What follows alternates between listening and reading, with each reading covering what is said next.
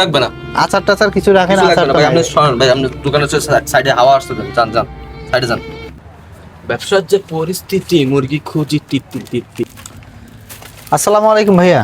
ওয়ালাইকুম সালাম। ভাইয়া এবি কোম্পানি থেকে আসছিলাম। চিপস, চানাচুর, ডাল ভাজা কি লাগে একটু দেখেন। না আমাদের না, ভালো কিছু কোম্পানি লাগবে না, দেখতেছেন দোকানের মাল সামানের বোঝাই আছে। ভাইয়া, ভালো তো কোম্পানিটা, বলো ভাই, রেটও আপনার একটু কম white আছে। colour সব অন্যান্য কোম্পানি থেকে রেট আমাদের অনেকটা কম আছে।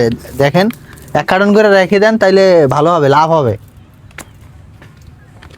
মাল সামানও দেখছেন, দোকানে অনেক কিছু আছে, কিছু কিছু লাগবে না।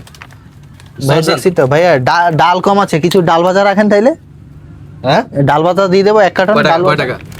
ডাল ভাজা ভাইয়া, এটা তো 4.5 টাকা করে কিনা, আপনি 5 টাকা করে বিক্রি করতে পারবেন।